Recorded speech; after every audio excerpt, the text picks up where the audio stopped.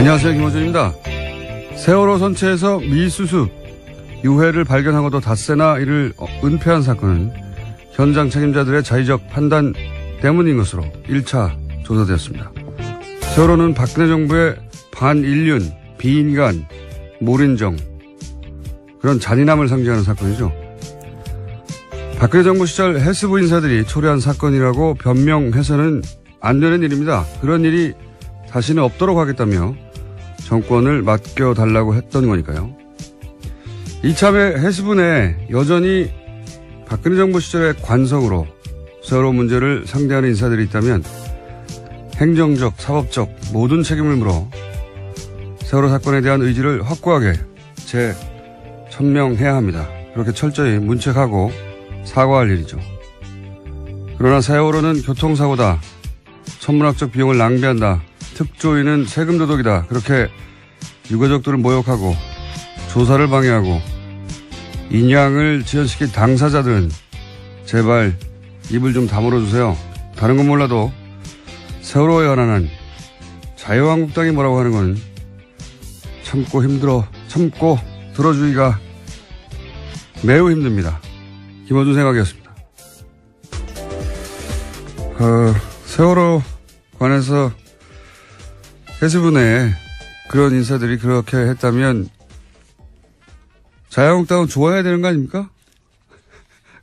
과거에 그렇게 지연시키고 막고 했던 양반들이니까. 예. 네, 그런데 어제 총 공격을 했는데요. 베트남에 있는 홍준표 대표 같은 경우에도 관련해서 유골 은폐 5일이면 얼마나 중체대한 범죄냐라는 글까지 남겼습니다.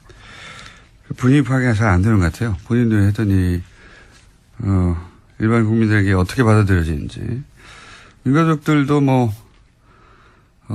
입을 좀 다물라고. 네, 페이스북에다 각각 썼는데요. 유경근 씨 같은 경우에는 자신의 페이스북에다가 자유한국당은 그 더러운 입에 세월호의 세자도 담지 말라라는 이야기까지 썼습니다. 몇 년간, 자신들이 한 일이 뭔지 잘 모르는 건지, 모르는 척 하는 건지, 모르는 척 하는 거겠죠. 예. 이건 공감대를 전혀 형성할 수 없는 발언이라, 말을 하면 할수록 욕을 먹게 돼 있습니다. 자, 첫 번째 뉴스는요? 네, 어제 김관진 전 장관이 풀려났다라는 소식 전해드렸는데요. 이와 관련된 후폭풍이 큽니다. 이명박 전 대통령을 향해 가던 댓글 수사에도 차질이 불가피해졌다라는 전망이 나오고 있는데요. 한겨레신문에 따르면 검찰 조사 때 김관진 전 장관 같은 경우에는요. 이 사건이 제가 된다면 모두 자신의 책임이라고 이야기했다고 합니다. 그런데 구속 적부심 심사에서는 180도 달라진 태도를 보였다라고 하는데요. 김 전 장관은 사이버 심리전을 지시했을 뿐 정치관여 댓글 작성 등을 지시한 사실이 없다라고 발뺌했다고 합니다. 제가 왜 2주 전부터 조중동이 왜 김관진 참군인 기사 쓰냐고 내내 몇 번이나 하루 이틀도 아니고 똑같은 논리로 돌아가면서 매체가 계속 기사를 쓰고 있다고. 이거 어디서 그렇게 쓰라고 한 거 아니냐고 몇 번이나 얘기했지 않습니까? 네. 그런 이유가 있어요. 구속 적부심 청구를 했고 그것도 굉장히 이례적인 일인데. 그런데 그 이후부터 계속 그런 기사를 쓰거든요. 그래서 누군가 근데 이상했던 건 그런 기사 쓴다고 석방되는 게 아니에요. 석방되기 불가능하다. 법조인들도 다 그렇게 전망했고.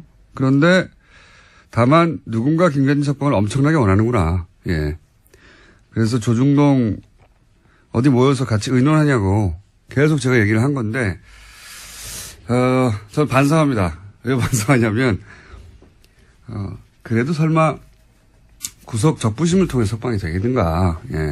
그래서 이거는 여론 작업을 통해서 김관진 석방되더라도 여론 저항감을 좀 줄이고 또 구속 적부심 인용 결정하는 판사 부담도 줄이고 그러려고 하는 거다. 이런 말은 제가 못했어요. 왜냐하면 설마 이렇게 해가지고 정말 석방하려는 정치 작업일까 여론 작업일까 역시 저쪽 분들을 상대할 때는 설마라고 생각하면 안 된다. 반성한다.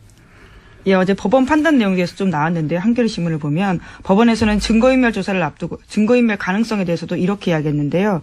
조사를 앞두고 다른 조사 대상자에게 연락해서 궁금한 사항을 물어보는 것은 본능의 영역이다라면서요. 김관진 전 장관 쪽에 손을 들어줬다라고 합니다. 예, 뉴스공장에도 나온 바가 있는 김기현 전 과장 같은 경우에 관련된 내용을 폭로하자 김관진 전 장관을 비롯한 당사자들의 통화가 아주 많았었는데 이에 대해서 이렇게 판단한 겁니다. 증거인멸도 다 본능의 영역이죠. 다 없애버리고 싶죠. 원래 도망가는 것도 본능의 영역이에요. 거짓말하는 것도 본능의 영역이고. 훌륭합니다. 예. 이 사안 관련해서는 저희가 굉장히 중요한 사건이라고 봐요. 예. MB의 반격. 예. 그런 맥락에서 저는 이해하고 그래서 저희 어제는 또 수능이어서 연결을 못했던 저희 전담 영장 해설판사 이정열 판사 연결을 하고요. 그리고 법리적 관점에서 한번 짚어보고 또 그리고 이걸 뭐랄까요 의혹의 관점에서 주진우 기자하고도 연결해 봅니다. 김관진 전 장관과 관련된 혐의들 한번 짚어보려고 합니다. 예. 그리고 앞으로 설마라는 생각하지 않고 예. 이런 생각이 들 때마다 계속 문제 제기만 했거든요, 제가. 이 사람들 이러는 거는 이상하지 않냐고. 근데 이 얘기를 했었어야 하는 건데, 구속 조품심으로 설마 석방시키려고 하는 겁니까? 이런 질문을 했었어야 되는 건데, 에이, 설마 그렇게까지 생각했던 제가 잘못했습니다. 네, 그래서 같은 혐의로 댓글부대 관련된 혐의로요. 지금 구속되어 있는 임관빈 전 국방부 정책실장 같은 경우에도 어제 구속적부심사 청구했다라고 합니다. 그래서 오늘 같은 형사합의 51부에서 심리를 열고 구속이 합당한지 판단해서 석방 여부를 결정한다고 합니다. 이 논리 제공도 지금 조정도에서 열심히 하고 있어요.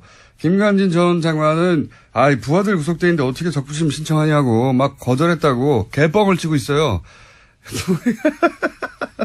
네, 그런 보도들이 일부 나왔습니다. 네, 그렇게 뻥을 치고 겨우 설득했다라는 취지 이야기고요. 겨우 석방돼서 나가라 이걸 통해서 본인이 싫다고 그런 걸 겨우 설득했다는 겁니다.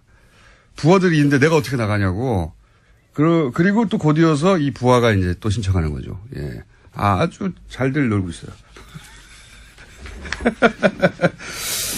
제가 그 똑같은 주제로 대여섯 번을 계속 거론했던 이유가 이거였는데, 설마 이럴 줄은 몰랐습니다. 네, 또 이명박 전 대통령 쪽 입장도 나왔는데요. 채널A를 네. 통해서 보면 사필 기정이란 반응이라는 건데요. 한 측근은 이렇게 말합니다. 예상한 대로 석방됐다면서 검찰이 정신을 차려야 한다라고 이야기했다고 합니다. 이게 MB 측에서 즉각 나온 반응이에요. 사필 기정. 누가 사필 기정이라는 건지. 이건 굉장히 중요한 사건이라고 봅니다, 저는. 이렇게도 빠져나갈 수가 있구나. 다시 구속영장 치기가 어렵거든요. 그 사안은 이정열 전 판사님이 얘기하겠지만. 그럼 왜 김관진을 이렇게까지 석방시키려고 노력하는가, 조정동은. 사실은 기사 쓴다고 석방 안 돼요. 생각해 보십시오. 구속되기 전에 그런 기사가 쏟아졌으면 모르겠는데, 구속된 후에 쏟아졌거든요. 이거 기사 써가지고 석방 안 되는데 이 양반들 왜 참군임 찬군이 돌아가면서 기자들이 써고 있나 했더니, 석방시킬 수 있다고 생각했던 것 같아요. 자, 그 얘기 좀 더 하기로 하고요. 다음 뉴스는요? 네, 세월호에서 유해가 발견된 건 지난 17일 오전이었습니다. 세월호 미수습자 가족들이 18일 연결식을 시작해서요. 20일 날 오전 발인을 끝냈는데요. 하지만 김영춘 장관한테 유해 발견 사실은 20일에 보고됐다라고 합니다. 차관과 선체조사위 같은 경우에도 21일에 보고받았다라고 하는데요. 현장 수습본부 책임자가 왜 사흘 뒤에 장관에게 보고했고 지도감독기관인 선체조사위에 즉각 알리지 않았는지 의문이 남고 있습니다. 저간의 사정들은, 그 내부적으로 해결할 일이고, 저는 한편으로 잘 됐다 싶은 게, 그동안 인양 지연 혹은 조사방해, 말들은 많았죠. 유가족들도 저 사람이 그런 책임이 있다라고 지목하고 말들이 많았는데. 네, 아예 방해 세력 명단을 발표한 바가 있습니다. 네. 이 기회에 사실은, 이 부처가 수사기관은 아니거든요. 누군가 그런 말을 한다고 해서 그 자리에 있는 사람들을 다 인사조치하거나 보직에 임하거나 어려워요. 잘 됐어요. 한편으로는 제가 보기엔. 이것은 정부 입장에서 사과하기도 하고 조처하기도 해야 하지만 그동안 인양지원이나 조사방해에 직간접 관여했다고 생각되는 책임 있는 인사들은 전원 조치해서 철저하게 이 기회에 다 정리하고 가야 한다. 그럴 기회를 삼으면 된다. 한편으로 잘됐다 싶은. 네, 실제로 이번에 유교 은폐를 협의 지시한 김현태 현장수습본부 부본부장과 이철조 현장수습본부장 같은 경우에는 세월호 가족들이 발표한 방해 세력 명단에 들어가 있습니다. 그러니까 이제 유가족들의 주장을 그대로 100% 수용하기 부처에서는 어렵죠, 당연히. 어려운데 잘 됐다는 거죠. 그래서 한번 따져보고 철저하게 조사하고 행정적으로 사법적으로 다 처리해야 한다.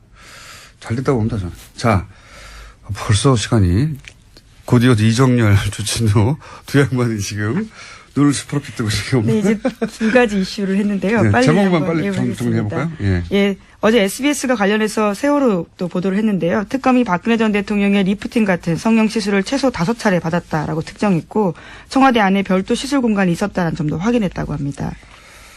뭐 많이 했더라고요. SBS가 이거 제대로 잡아서 계속 하고 들어가고 있는데 성형시술도 5번, 리프팅도 5번, 주사 네, 필러 시술도, 리프팅 시술 다양한 5번. 시술이 나오고 있습니다. 이게 다 대부분 세월호 직후부터 일어난 일들입니다. 엄청 수술도 많이 했네요. 정말.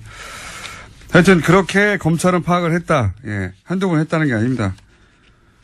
많이 하셨다. 네, 그런 뉴스가 구체적으로 나오고 네, 있고요. 아예 전속 공간도 따로 청와대 관전에 있다라는 거고요. 네. 그 정도로 많이 했다라고 볼 수 있는 정황이 생긴 거죠. 그리고 김관진 전 장관 얘기하니까 또 나온 이야기가 이거 굉장히 주목할 뉴스입니다. 국군 장교 정신교육을 하는데 그 돈을 정경련에 썼다는 거죠. 예. 네, 그렇습니다. 2012년에는 1억 2천 정도, 2013년에는 1억 6천만 원 정도 들었고 비용의 80% 정도를 정경련이 부담했다고. 이거 굉장히 중요한 뉴스입니다. 생각해 보시면 군 교육을 하는데 왜 재벌들이 돈을 냅니까? 상상할 수 없는 일이에요. 액수의 문제가 아니라 합쳐서 한 3억 가까이 군이 교육을 하는데 재벌이 돈을 냈다는 겁니다. 이게 말이 됩니까? 심지어 이 교육에서는 굉장히 야당 이꼴 종북이라는 정신교육을 했다라고 하는 건데요. 그 참여했던 예비역 정훈장교 말에 따르면 당시에 왔던 국정원에 쏜 외부 강사들이 문재인 후보 당선되면 종북 세력이 국가를 전복할 거다라는 내용도 있고요. 거기에 재벌들이 돈을 대요. 예, 여기서 낙곰수는 나쁜 놈들이라는 교육도 했습니다. 예, 기존 가치의 질서를 붕괴시키고 있다라고 쓰여 있다고 합니다. 한겨레 신문이 보도했습니다. 네. 전 붕괴 세력이었고요. 여하간 내용을 떠나서 장교들을 교육하는데 그럴 필요성이 있다. 거기서 종북 교육을 했다 어쩌고 다 떠나서 필요성이 있다. 그럼 군에서 비용을 대야죠. 이거 왜 재벌이 되냐고요. 상상하기 힘든 사건인데 저는 이거 파봐야 된다고 봅니다. 예, 이거 큰 덩어리가 나올 수 있다. 자, 이제 시간이 다 됐고요. 정말 자국만 읊어주시면. 예, 오늘 아침 경향신문이 보도한 내용인데 한상률 전 국세청장이 김대중 전 대통령의 비자금도 캐려고 했다라고 합니다. 왜 안 그랬겠어요? 왜? 예. 그리고요. 네, 그리고 경찰이 국정원 대선 댓글 은폐를 재수사하기 시작했습니다. 어제 관련해서 압수수색이 있었습니다. 이게 이제 김관진, 김용판 쌍둥이 사건이라고. 네, 원세훈 전 원장까지 해서요. 예. 네. 아니 이 김용판 전 청장과 지금 김관진 전 장관은 검찰 수사의 관점에서 쌍둥이 사건이에요. 왜 쌍둥이 사건인지는 주진우 기자하고 잠시 후에. 그게 왜 쌍둥이냐? 굉장히 재밌습니다. 쌍둥이 사건이고. 자, 또 있습니까? 네. 어제 국민의당 안철수 대표와 바른정당 유승민 대표가 한자리에 모여서 통합 논의에 시동을 걸었는데요. 국민의당이 자체 조사에서 두 정당이 통합하면 19%로 더불어민주당에 이어서 지지율 2위에 오른다 여론조사 결과 발표했습니다. 실제로 그럴 수도 있고, 자체 조사는 원하는 결과를 만들어서 발표할 때도 있긴 하죠. 근데 진짜 재밌는 건 이 조사에서 그렇다면 야권을 대표하는 인물은 누굽니까? 하고 물었더니 유승민 대표가 1위가 나왔고, 그 다음에 홍준표 대표고, 이 조사를 한 안철수 대표는 3위를 해야 되는 거. 재밌는 결과였습니다. 자, 오늘 여기까지 하고요. 뒤가 길어지기 때문에 인사 여기서 해야 되겠습니다. 예, 감사합니다. 시사인의 예, 시사인 김은지였습니다. 이어가겠습니다. 김관진 전 장관 측의 청구로 이루어진 구속 적부심 심사 인용됐죠. 예, 그래서 석방이 됐습니다. 어제 아침 연결을 못해서, 저희 메인 영장실질심사 전문 해설 이정규 재판사 연결해 보겠습니다. 안녕하십니까?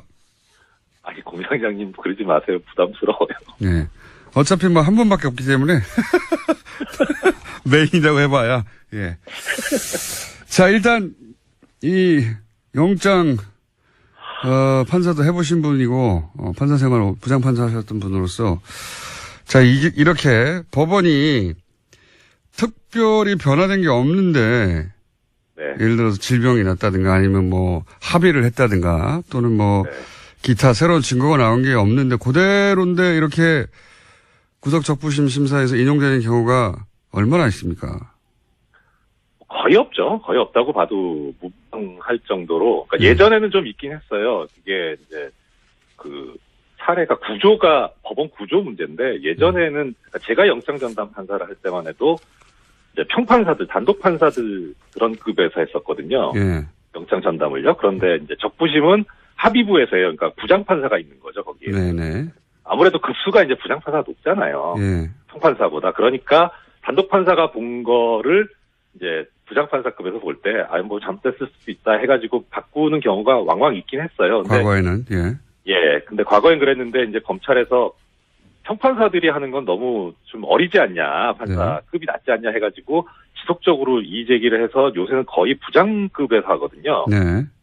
그러니까 영장을 발부하는 사람하고 그다음에 그거를 나중에 이게 맞냐 틀리냐를 담당하는 적부심 담당 재판부도 다 지방법원 부장급인 거예요. 그렇군요. 그러니까 비슷비슷한 사람들끼리 하는데 네. 뭐 아까 이제 공장장님 말씀하신 사정 변경도 없는데 이게 틀렸다라고 하기는 상당히 부담스럽잖아요. 그렇죠.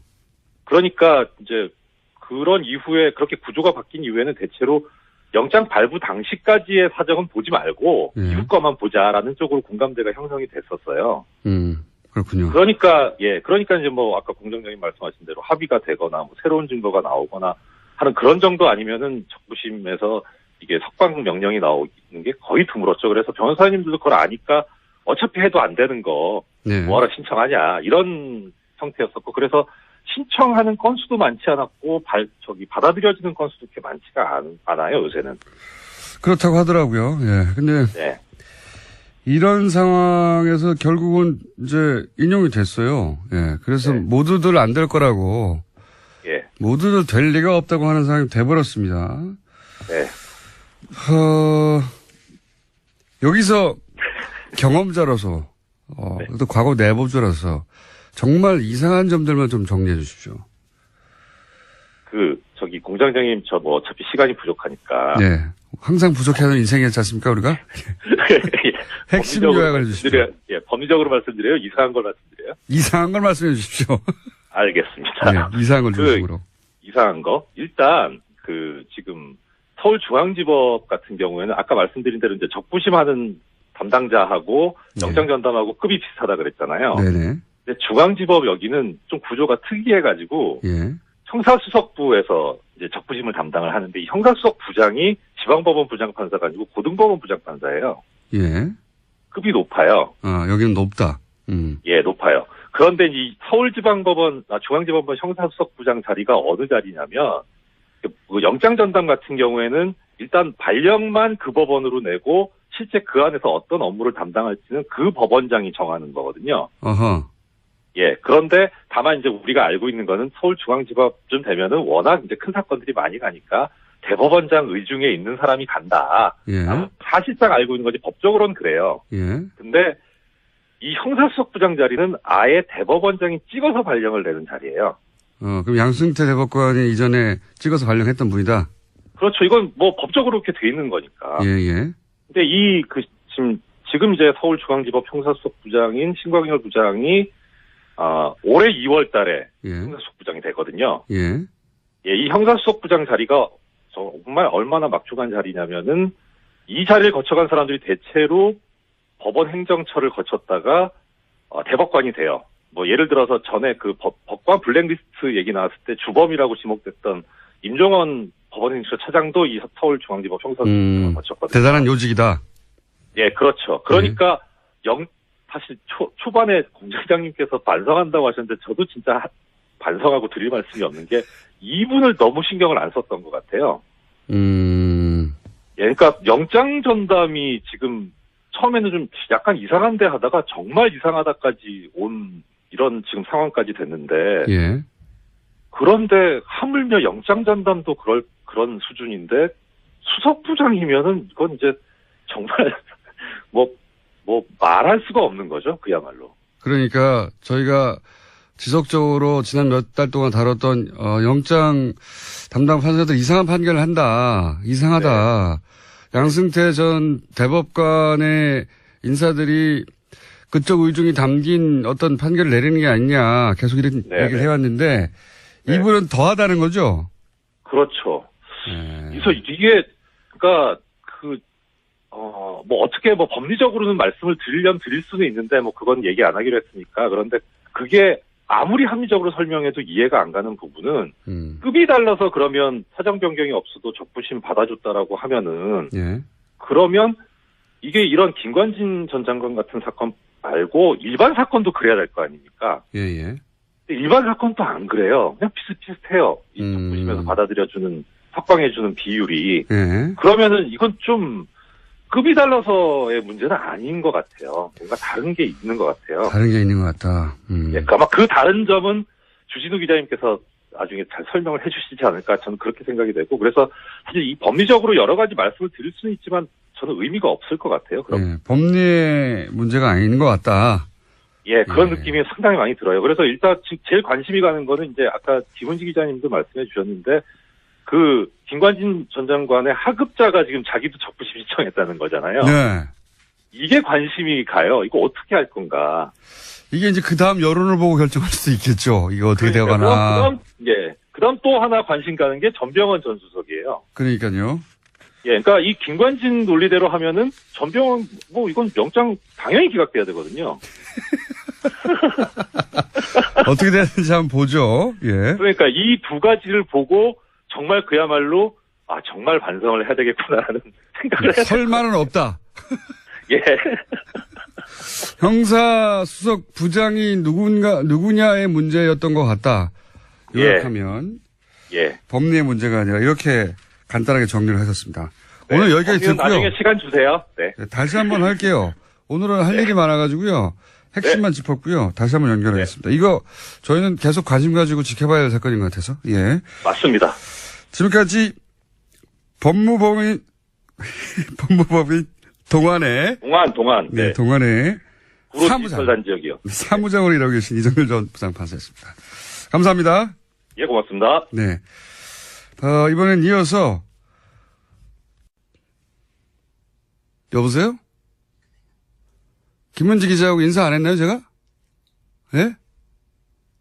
김은지 기자하고 인사 안 했답니다. 자, 그러면 김은지 기자 안녕히 가세요. 사실 옆에서 조용히 있었는데요. 아까 인사했습니다. 그래요? 아니, 저희 PD가 김관진 전 국방장관 구속 후 보수 매체들이 참군인 김정은이 가장 무서워하는 김관진 같은 구명 기사를 하루 이틀도 아니고 연일 번갈아가며 썼었죠. 왜 그랬을까? 김관진 전 국방장관의 여러 혐의 관련해 취재를 해온 주진우 기자 연결해 보겠습니다. 안녕하십니까? 안녕하십니까? 관련 취재 오래 해온 사람으로서 김관진 석방이 이제 법리적 판단 이외에 어떤 사유가 있을 수 있다고 그런 의혹을 가지고 계십니까? 네네. 석방 이유가 댓글 관련 서류에 수백 차례 결재만 했을 뿐 지시가 없었다는 것인데 상명하복의 군 특성상 있을 수 없는 일이고요. 그건 상식적으로. 범죄 행위에 대한 결재는 확실한 이행 지시, 곧 명령을 의미합니다. 군에서는 특별히. 양승태 대법원장의 오른팔, 그러니까 신광열 형사수석부장판사가 직접, 이분 정말 막후 실력자입니다. 이분이 직접 커밍아웃을 해야 할 만큼 법원은 안팎에서 다급하고 긴박하게 움직였습니다. 안팎에서 다급하고 긴박했다는 건 어떤 사정입니까? 구체적으로? 김관진이 구속되자 보수 세력의 코어가 직접 움직였습니다. 특별히 이명박 전 대통령 진영에서 분주하게 움직였습니다. 저는 그 이유가 김관진이 8년 넘게 국방부 청와대에서 무기 거래를 진두지휘한 사실상의 정점이라는 데서 찾고 싶습니다. 로키드 마틴, 그리고 사드의 국내 반입, 그리고 무기 거래에 그 숨은 계좌 이 부분에 가장 중요한 사람이 김관진이었습니다. 그런 의혹을 가지고 계시다. 네. 그럼 주진우 기자가 그런 의혹을 가지고 오랫동안 취재해 온 것은 제가 알고 있는데 검찰도 혹시 김관진 전 국방장관에게 그런 무기 사업과 연루된 혐의를 두고 있었나요? 예. 이번 구속영장은 이번에 구속된 이유는 사이버 사령부에서 댓글 공작의 주범이라는 판단 때문이었습니다. 네, 그렇죠. 근데 그 이외에도 청와대에서 세월호 일지를 조작한 혐의가 드러났었고요. 그리고 결국 검찰이 승부를 보려고 했던 것은 이명박 박근혜 정부의 무기 관련 거래 내용이었습니다. 이 부분에 대해서도 상당한 혐의를 두고 있었습니다. 김관진 장관이 무기 사업과 관련해서 입을 열 경우 보수, 그러니까 대한민국 보수의 뿌리가 통째로 뽑힐 거라는 위기감이 있었던 것으로 저는 파악하고 있습니다. 그리고 여기서 핵심은 구속영장은 사이버 사령부 댓글 공작으로 청구된 것이긴 하나 검찰에서는 무기 사업과 관련해서 또 혐의를 두고 있었다. 그렇습니다. 이게 이제 검찰 쪽에 그런 판단이 있었다고 하는데 미국 쪽에도 이런 취재를 주진우 기자가 오랫동안 해왔지 않습니까? 미국 쪽에서도 네. 혹시 들은 이야기는 없습니까? 그렇습니다. 제가 이 혐의 때문에 지난달 미국 워싱턴에 방문했었는데요. 미국 그 정부 관계자들도 이 부분에 대해서 조금 깊이 보고 있습니다. 김관진 청와대 전 안보실장이 이명박 박근혜 탄핵 이후에 지난 1월과 3월에 미국에 급히 방문했었어요. 네. 그때 사드 배치를 당겨달라 이런 얘기가 있었지만 뒤에서는 여러 다른 방산 업체와 관련된 작업에 있었던 것으로 미국 정부 관계자들도 증언하고 있습니다. 그러니까 사드를 신속히 배치해달라고 갔지만 그렇다면 그 결정은 미국의 정부 관계자가 하는 일인데 네. 정부 관계자만 만난 게 아니라 방산업체 관계자들과도 따로 만났다. 예. 예, 그래서 방산업체 관계자들과의 만남에 대해서 미국에서도 기본적으로 들여다보고 있다. 예, 관계 당국들이. 네. 김관진 전 장관을 어느 업체와 특별히 로키드 마틴과 특별히 결탁된 사람으로 보고 있었습니다. 미국에서도. 예. 예. 국내에서도 그런 얘기는 많이 나왔습니다만 확실한 물증이 없다 보니까 이제 그런 의혹만 여기저기서 제기되고 말았는데 미국에서도 그런 혐의를 두고 있다. 네.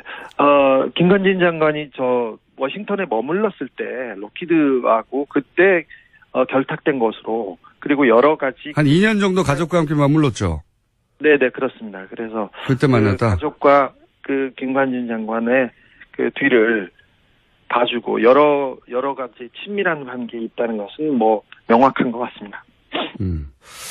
알겠습니다. 미국에서도 그런 혐의를 두고 관계 당국이 들여다보고 검찰도 그런 의혹을 가지고 있다. 그래서 이 무기 사업 8년이나 핵심 요직이 있었으니까 이명박 박근혜 정부 시절 특히 이명박 정부 시절에 요직 인사들이 김관진 전 장관의 구속을 굉장히 불안하게 바라봤고 그리고 움직임이 있었다. 이렇게 파악하고 계신 거죠? 예. 이명박 정부 시절부터 그러면 무기 사업에 관여를 했다고 했는데 무기 사업 말고 이명박 정부 시절에 어떤 역할을 한 겁니까? 김관진 장관이? 사실 김관진 장관이 노무현 정부 때는 전시작전권 환수만큼은 확실하게 자기가 하겠다 이러면서 큰 소리 치고 다녔어요. 그런데 네. 이명박 정부 들어서 국방부 장관이 되자마자 갑자기 바뀝니다. 그래서 예비군 훈련 사격장에 김정일, 김일성 사진을 막 걸어놓고 거기를 관역으로 삼아서 막 사격을 하라고 하는 식으로 하고 도발하기 시작합니다. 그리고 강경 발언을 마구 쏟아냈습니다. 그런데 이때 참군인 하지만 참 정치군인의 길을 걷기 시작했다고 저는 봐요. 근데 이때 가장 김관진 장관이 신경 썼던 부분이 북한 부분이 아니었고, 기무사와 사이버 사령부를 동원해서 민간인 사찰을 하고 댓글 공작을 하는, 그러니까 정치적인 길을 걷는 것에 가장 큰 공을 들였어요. 그래서 뭐 낙곰수를 종북방송으로 규정하고 사찰당하고 공격했고 뭐 저희들 그랬었습니다. 근데 이분이 가장 큰 일을 했던 것은 뭐냐면 2012년 대선 때 서울고 동문 원세훈 전 국정원장하고 이렇게 짝을 이뤄서 대선에 본격적으로 개입했습니다. 군을 동원해서. 원세훈 국정원장과 서울고 동문이에요? 네, 그렇습니다. 아, 재밌네요. 그래서 예. 네, 국정원장하고 그 국방부 장관이 세트가 돼가지고 그 불법 대선 그 개입 이 부분에 대해서 가장 큰 그 공을 세웠다. 역할을 했습니다. 그래서 이게 가장 큰 범죄 행위라고 보고 있습니다.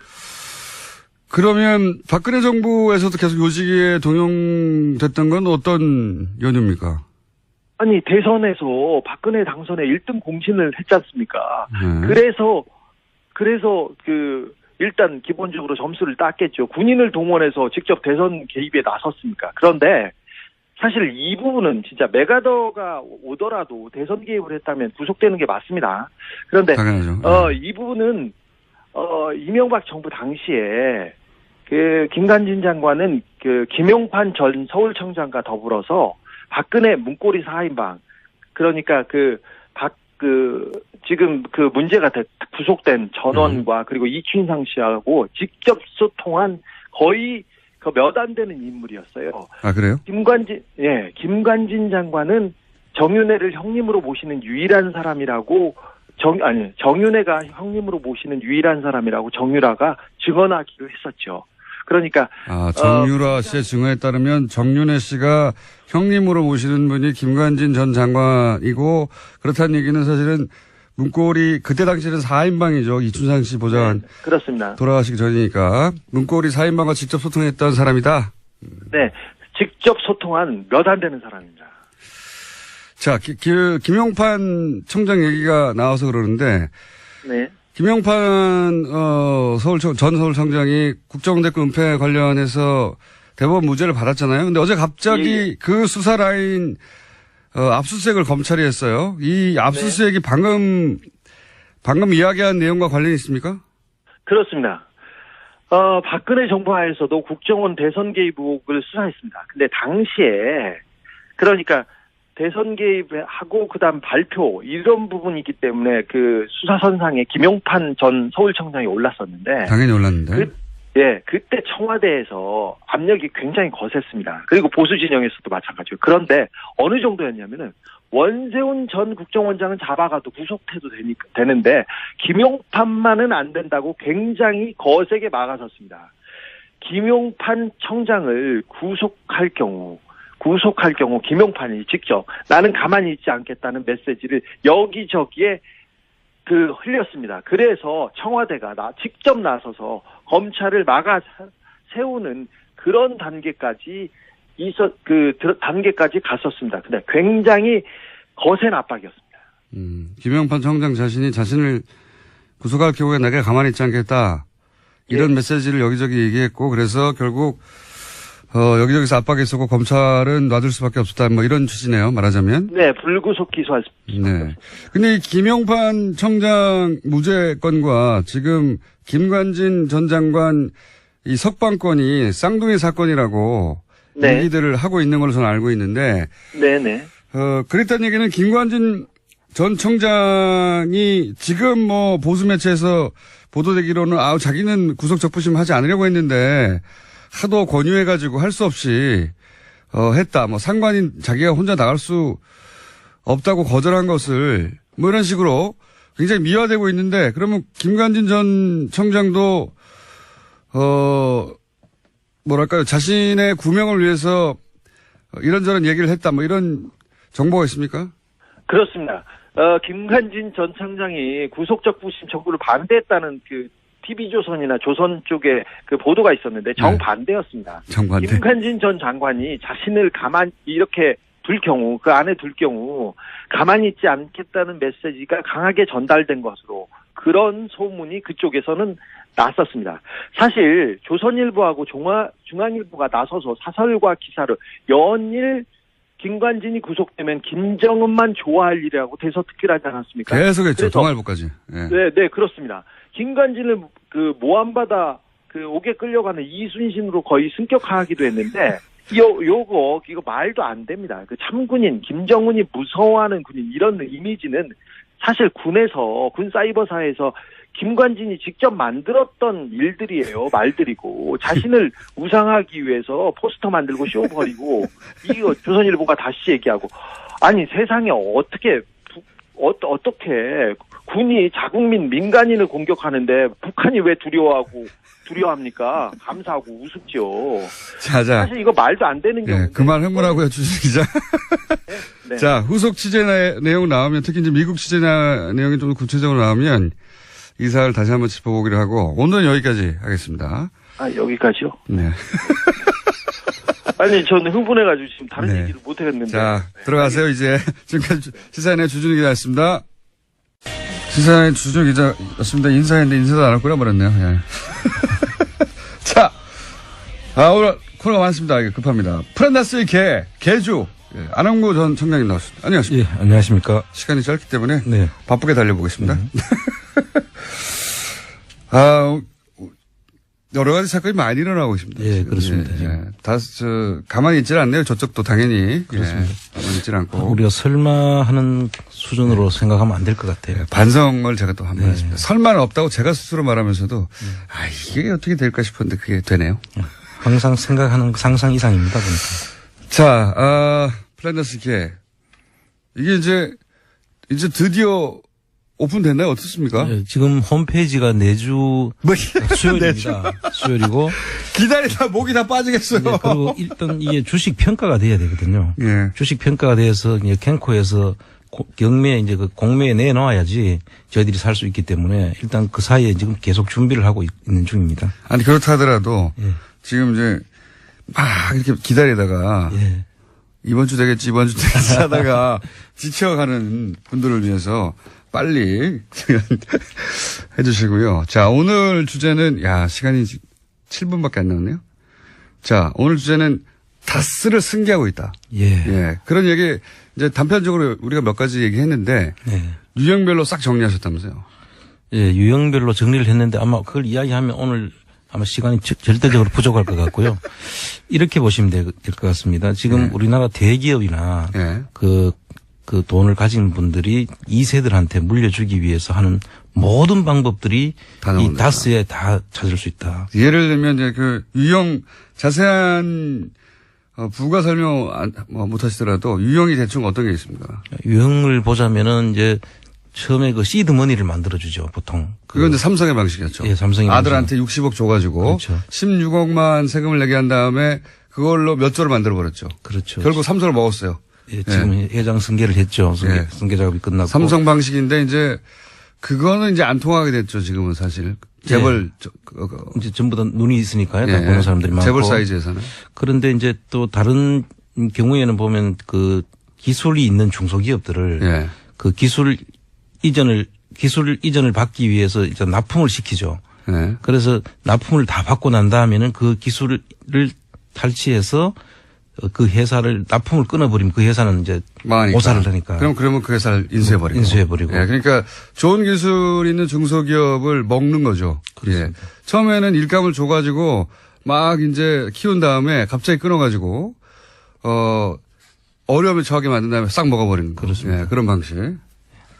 그리고 뭐 그 일감을 또 그 계속 몰아주기 해서 일감 몰아주기에 대해서는 지금 증여세를 물리고 있습니다. 일감을 몰아준 네. 경우에는.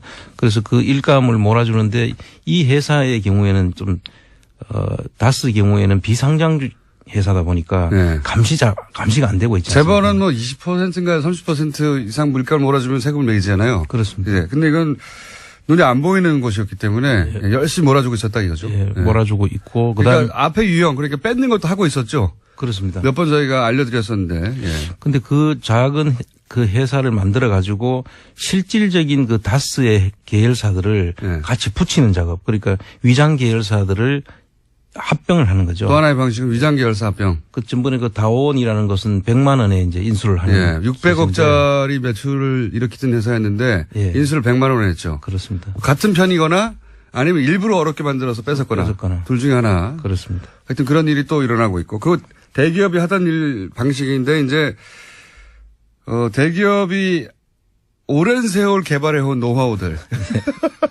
법을 피하기 위해서. 완전히 한목에 습득을 해가지고. 그거를 적용하고 있습니다. 적용을 해가지고. 그러니까 다스가 워낙 주목을 많이 받고. 예. 이명박 전 대통령의 주식은 하나도 없고. 그런데 회사는 물려줘야 되겠고. 이런 고충이 있다고 상정을 해보면. 예. 방법이 뭐가 있겠냐. 그렇습니다. 방법은 기존의 재벌들이 수십 년간 개발해온 노하우들을 총동원해가지고 승계하는 작업을 실제로 우리가 모르는 사이에 하고 있었는데, 예. 그게 2014년도부터 시작이 되는 것 같고요. 2015년도에는 SM이라는 회사를 이시영 씨 그 등기회사, 유일한 등기회사. 그 SM이라는 회사를 하나 세우면서 이 작업을 시작한 거죠. 그래서 예. 하고 해외에는 지금 법정 대표를 다 바꾸고 있었지 않습니까? 네. 그 법정 대표를 바꿔가지고, 중국에 있는 4개 회사, 알짜배기 4개 회사는 전부 다 이시영 씨 100% 다스에서 출전 회사고 나머지는 합작 회사들은 중국인이 이름으로 지금 돼 있거든요. 네. 그러니까 알짜 회사들은 다 이제 대표로 되어가고 있고. 그리고 인사를 다 하고 안에서는 또 CFO로서 자금을 전부 다 관리하는 쪽으로 네. 실질적인 장악을 다 이미 하고 있는 중입니다. 그러니까 이제 그림은 아마 그랬던 것 같아요. 이제 근데 저희가 이제 석 달 전부터 140억 떠들기 시작하면서 이것들이 밝혀지고 있는 건데요. 승계도 하고 있었구나 이렇게 밝혀지고 있는 건데 140을 포기했으면 된다니까요. 계속 그렇죠. 얘기했지만. 그랬으면 저희들의 주목을 안 받게 된 거죠. 그 140억 받았다고 할 때부터 이 140억이 결국 발목을 잡을 것이라. 그렇습니다. 예언을 여러 차례 한 바 있습니다.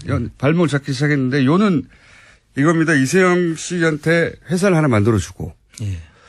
그 회사에다가 일감도 몰아주고 시드마니도 애초에 줬겠죠. 예. 시드마니도 들어가고 그다음에 이거 탈취한 거 아닌가 싶은 형태의 그런 회사 인수도 있고 그리고 이거 위장 결사였나 싶은 회사도 있고 그리고 또 그렇게 일감을 몰아주기도 계속하고 있었고 예. 그렇게 막 등치를 키우는 거죠.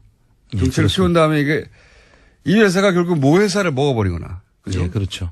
그 SM이라는 회사를 키워서 결과적으로는 모 회사를 집어먹는 그러면서 그 모 회사를 집어먹기 쉽게 하기 위해서는 해외로 또 자금이 나가야 되거든요. 네. 해외 투자를 하는데 해외 투자했는 데를 보니까 대부분 다 결손이에요. 그러니까 그건 또 이제 대기업이 잘 쓰는 방법 중 하나가 해외 투자하는 척 했다가 일부러 망하게 한 다음에 일부러 망하게 했으니 그다음 들여다볼 필요가 없지 않습니까? 그렇죠. 그 돈이 돌아서 돌아오는 경우. 예, 검은 머리 외국인으로 해서 돌아오거나 아니면 그 관리가 그쪽에서 되고 있으니까 국내에서는 알 길이 없죠. 그러니까요. 그러니까 해외 알짜들은 이미 대표이사가 돼버린 상태고 그렇습니다. 눈 밖에 나와 있어서 모를 거라고 생각한 거죠. 그렇습니다. JTBC의 특종이었고 그리고 국내에서는 이렇게 몸집을 계속 키워가고 예. 해외에서 실패한 듯 처리된 회사들을 통해서 이렇게 돈이 돌아온 정황 뭐 그런 의혹들 중에 하나 밝혀진 게 이제 1,800억대였나요? 1,485억. 네. 조그만 회사. 예. SB 글로벌 로지스라는 그 포장지 회사죠. 포장지 회사여서 이 회사는 포장지를 납품하고 다스로부터 돈을 받아야 되는데 거꾸로 뜬금없이 1,400억, 1,500억대를 다스에 입금합니다. 그렇습니다. 그런데 이 돈은 미국 엘리바마에서 뭐 생긴 클레임 때문에 들어온 돈이다. 그렇게 뭐 해명을 하죠.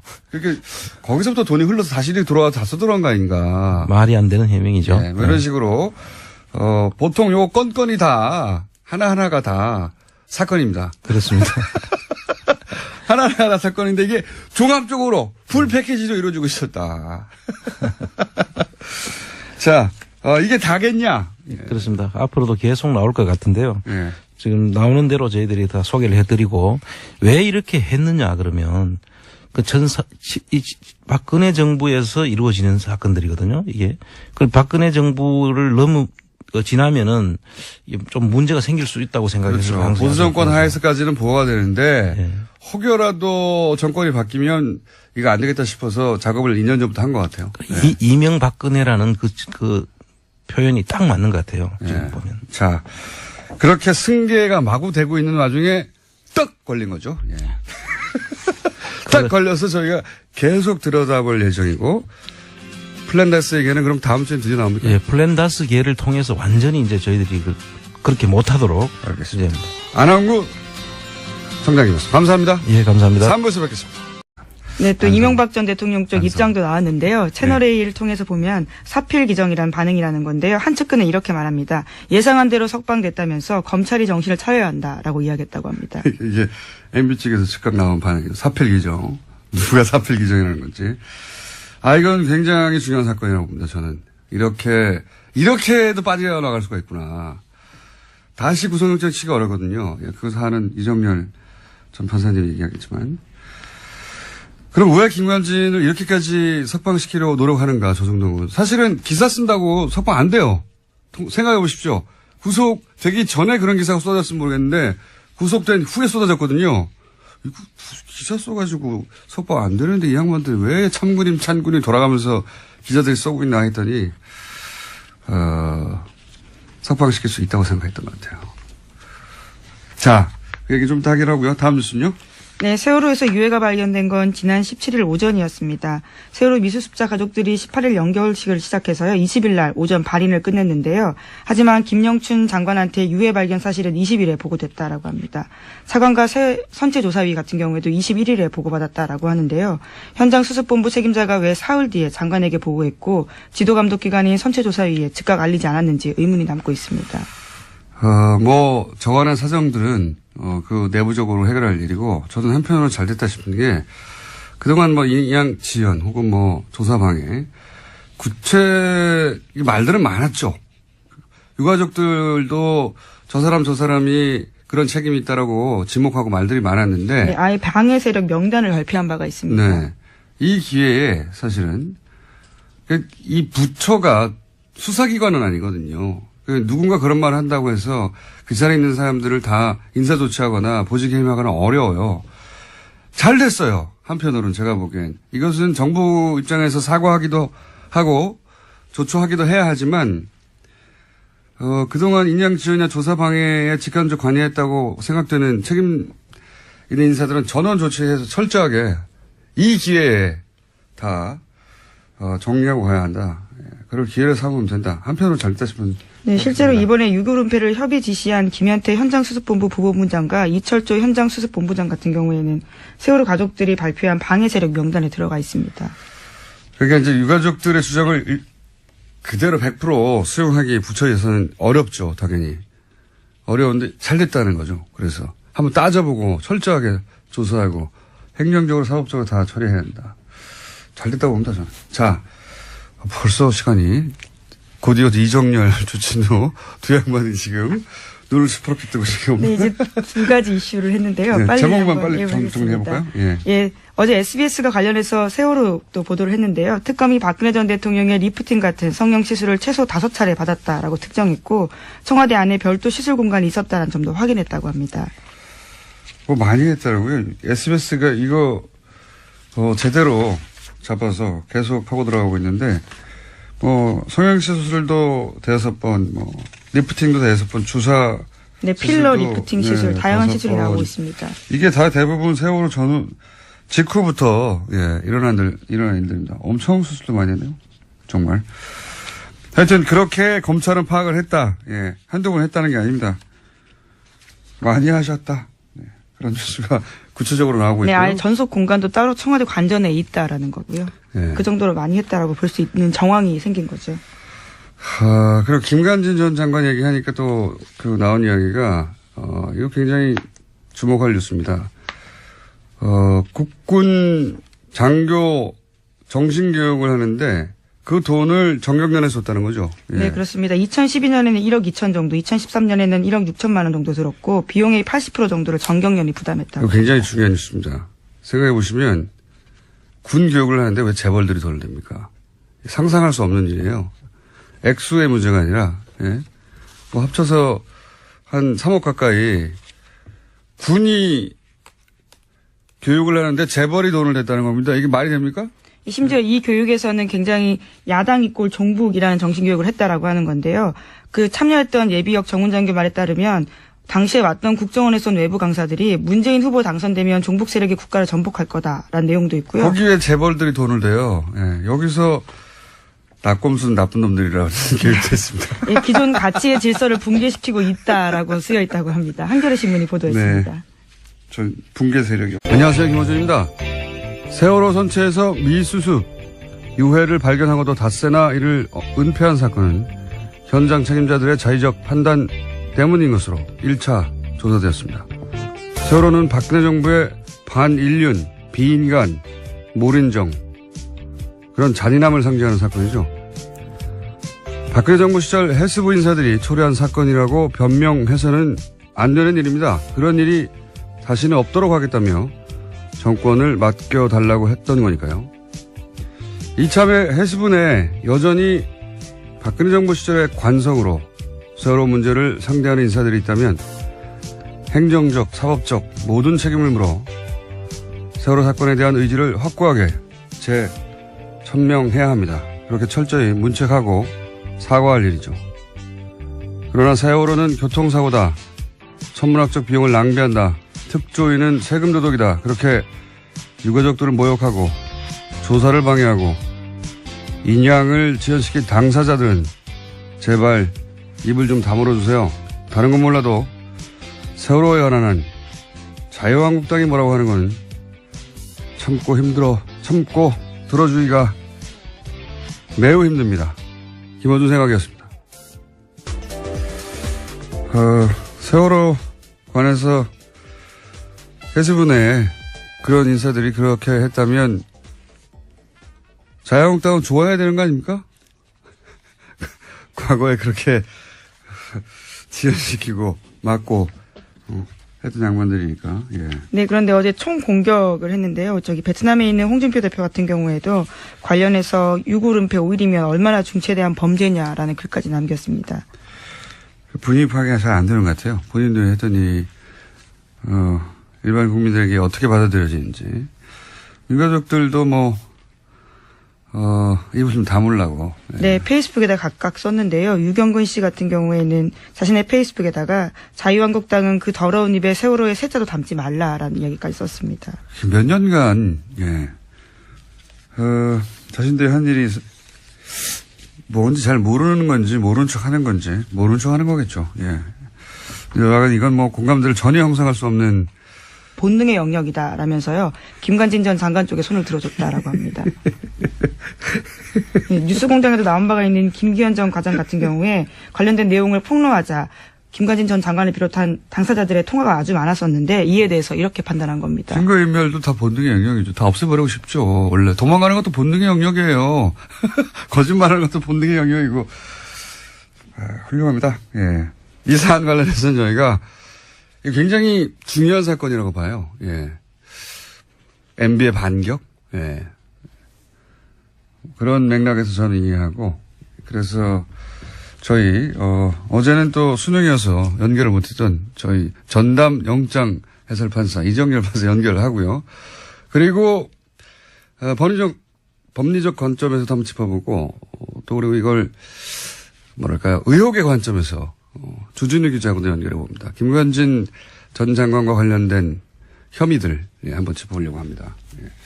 그리고 앞으로 설마라는 생각하지 않고 이런 생각이 들 때마다 계속 문제 제기만 했거든요. 제가 이 사람들 이러는 거는 이상하지 않냐고. 근데 이 얘기를 했었어야 하는 건데 구속 조품심으로 설마 석방시키려고 하는 겁니까? 이런 질문을 했었어야 되는 건데 에이, 설마 그렇게까지 생각했던 제가 잘못했습니다. 네, 그래서 같은 혐의로 댓글부대 관련된 혐의로요. 지금 구속되어 있는 임관빈 전 국방부 정책실장 같은 경우에도 어제 구속적부심사 청구했다라고 합니다. 그래서 오늘 같은 형사합의 51부에서 심리를 열고 구속이 합당한지 판단해서 석방 여부를 결정한다고 합니다. 이 논리 제공도 지금 조정도에서 열심히 하고 있어요. 김관진 전 장관은 부하들 구속돼 있는데 어떻게 적부심 신청하냐고 막 거절했다고 개뻥을 치고 있어요. 네, 그런 보도들이 일부 나왔습니다. 네, 그렇게 뻥을 치고 겨우 설득했다라는 취지의 이야기고요.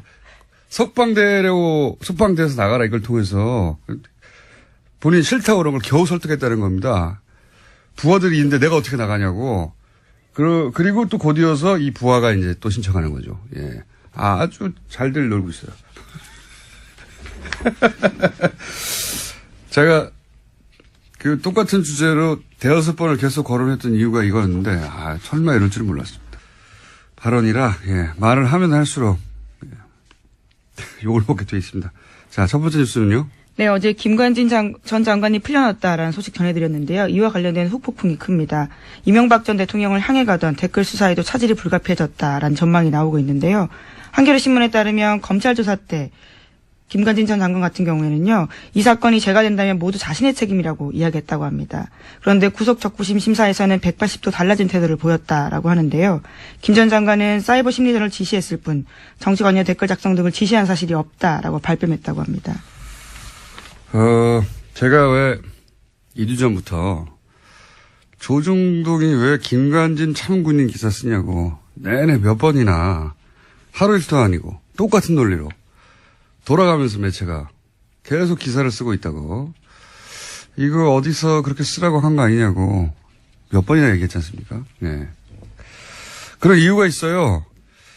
구속 적부심 청구를 했고, 그것도 굉장히 이례적인 일인데. 그런데 그 이후부터 계속 그런 기사를 쓰거든요.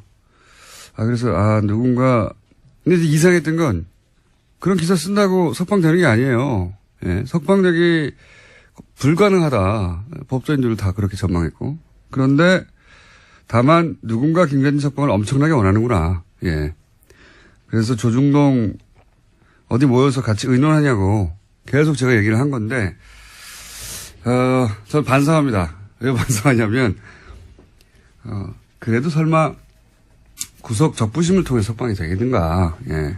그래서, 이거는 여론 작업을 통해서 김관진 석방되더라도 여론 저항감을 좀 줄이고, 또 구속 적부심 인용 결정하는 판사 부담도 줄이고, 그러려고 하는 거다. 이런 말은 제가 못했어요. 왜냐면, 설마 이렇게 해가지고 정말 석방하려는 정치 작업일까, 여론 작업일까, 역시 저쪽 분들을 상대할 때는 설마라고 생각하면 안 된다. 반성한다. 예, 어제 법원 판단 내용에 대해서 좀 나왔는데 한겨레신문을 보면 법원에서는 증거인멸 조사를 앞두고 증거인멸 가능성에 대해서도 이렇게 이야기했는데요. 조사를 앞두고 다른 조사 대상자에게 연락해서 궁금한 사항을 물어보는 것은